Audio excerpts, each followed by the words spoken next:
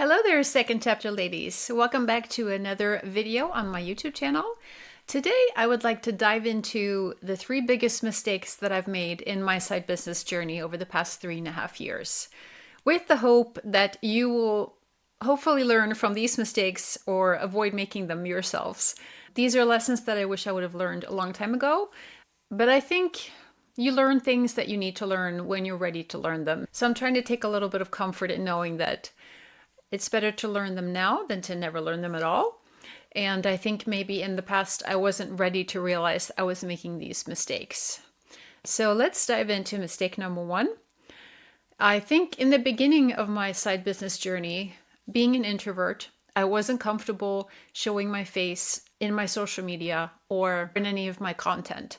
In all the various side hustles I've tried, I've always hidden behind faceless content, faceless images.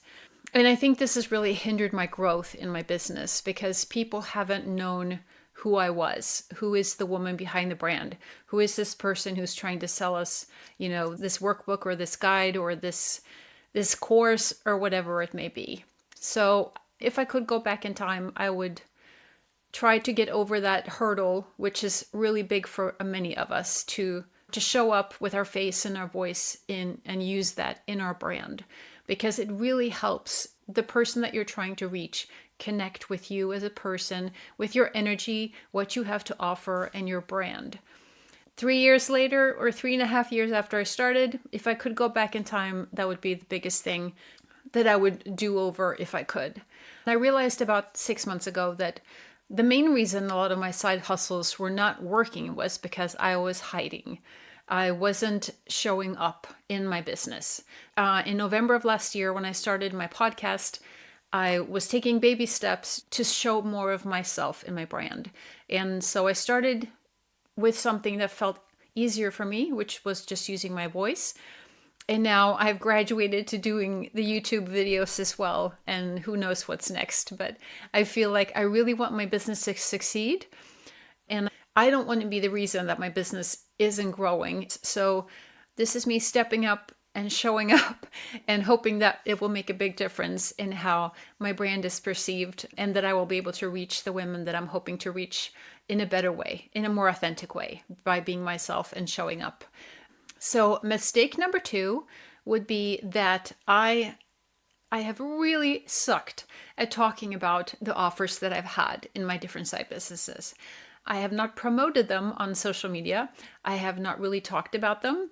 I may have posted the occasional image or screenshot and a link to the product, hoping someone would go, wow, this is the one thing that I've been missing in my life and I really need this right now, and click the link and have bought it from me. But of course, that has not been the case. So lesson number 2 has been to actually talk about the products that I have spent so much time creating, putting together, hoping they would help someone out there in the world. But when people don't know what product or service you offer, it's very hard for them to buy. And just putting them as links in your bio is not going to be enough. Unfortunately, that's something I learned the hard way. People don't find your social media, click on all the links that you have in your bio, and decide to buy, especially if you're being faceless and hiding behind faceless content like I was for such a long time. Don't be shy.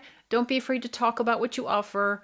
Just put it out there. Worst cases, the person doesn't buy. Best cases, they know what you offer. And maybe in a week or 2 or a month or somewhere down the line, when they've gotten to know you and seen you on social media, they will be more inclined to buy. So that was tip number 2. And tip number 3, this has been an expensive one as well.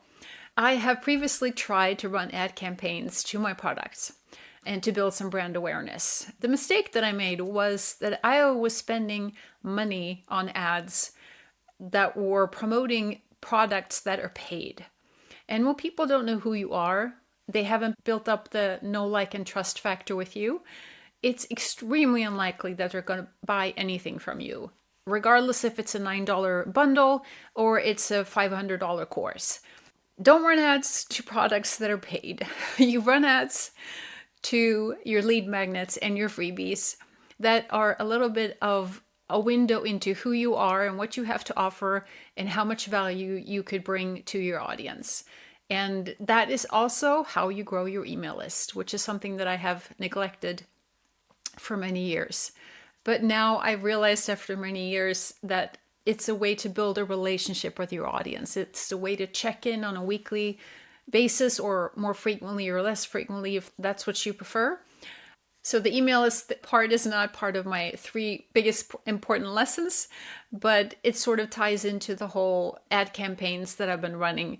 I should have been focused on building the email list instead of trying to sell directly to a cold audience, because that pretty much never works unless your product is really mind-blowing. Focus on the free lead magnets, get people curious, get people interested, get people to find out about your brand and what kind of free value you have to offer them.